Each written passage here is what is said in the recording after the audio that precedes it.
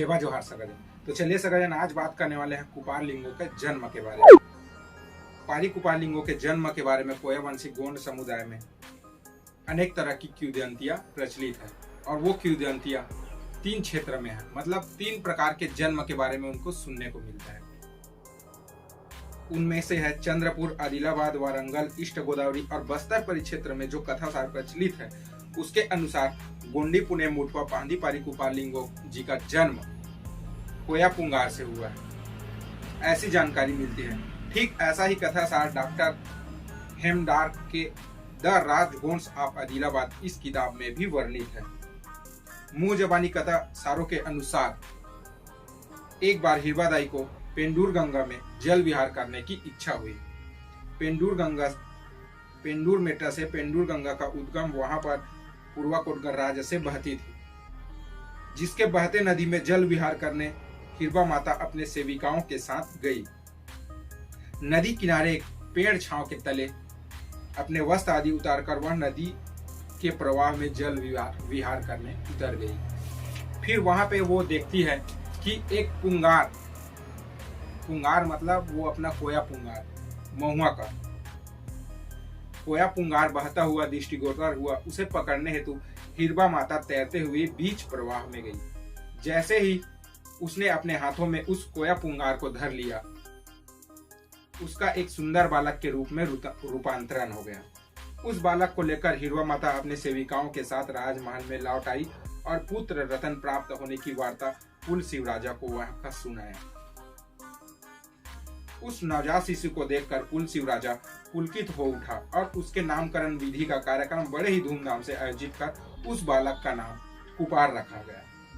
उसके मस्तिष्क की चमक ध्यान में रखकर उसे रूपोलंग यानी चांदी जैसा चमकने वाला कहा गया। और अब उसके दूसरे जन्म की कहानी के बारे में बात कर लेते हैं, जो दूसरे जिलों में प्रचलित है। नागपुर, वर्धा, भंडारा, सिवनी, बालाघाट जिलों के परिक्षेत्र में प्रचलित है।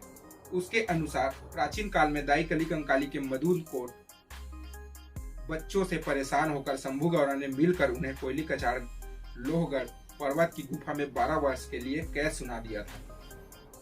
उन्हें उचित मार्गदर्शन करने हेतु एक महान बौद्धिक ज्ञानी पुरुष की आवश्यकता महसूस कर शंभू गौरा ने पारी पटोर बिजलीपुरा के निवासी जालका दाऊ और उनकी पत्नी हीरोदाई से उनका पुत्र रूपोलंग को दान में लिया।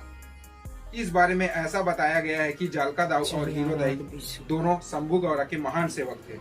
एक दिन शंभू गौरा जालका दाऊ के द्वार पर गए और उनसे मिन्नत की कि हे जालका दाऊ, तुम बहुत गरीब हो, जिसकी वजह से तुम अपने पुत्र का परवरिश उचित ढंग से नहीं कर पाओगे, और हम तुम्हारे पुत्र को गुणी और ज्ञानी बनाना चाहते हैं। इसलिए तुम अपने रूपोलंग पुत्र को हमें दान में प्रदान करो। शंभू गौरा पर उनका पूरा विश्वास था, इसलिए उन्होंने अपने पुत्र को उनके गोद में दे दिया, जिसे शंभू शेख ने पुलसिव राजा के उद्यान में एक तोया वृक्ष के नीचे रख दिया और अपने गले का हार अर्थात भुजंग, जिसे सर्प कहते हैं, उसको उसकी रक्षा के लिए नियुक्त कर दिया। जब उस समय हिरवा माता, जो पुत्र रतन प्राप्ति के लिए बहुत ही व्याकुल थी, अपने उद्यान में टहलने हेतु गई। तोया फल के नीचे उसे एक सुंदर बालक रोता हुआ मिला। उसके पास एक बहुत बड़ा भुजंग था, जो अपना फन फैलाकर उस बालक के ऊपर छांव कर रहा था।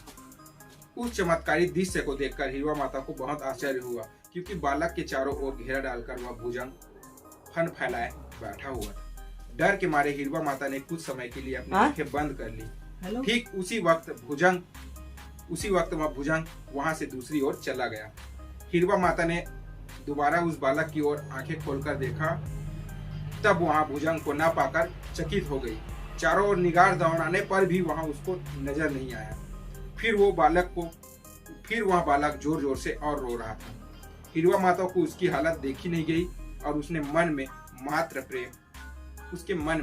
मातृ प्रेम जागृत हो गया और उस बच्चे को ले जाके अपने महल में लेके गई और फिर वहां पे पुलसिव राजा को उसने सब कुछ कह सुनाया। ये है ऐसा दूसरा किंवदंती सगाजन। यहाँ पे लिंगों के बारे में ये बताया जा रहा है कि जालका दाऊ और हीरोदई के पुत्र हैं। और पहले में ये बताया जा रहा है कि नदी में प्रवाहित होते हुए कोया पुंगार आया, जिसको हिरवा माता ने अपने महल में ले गई।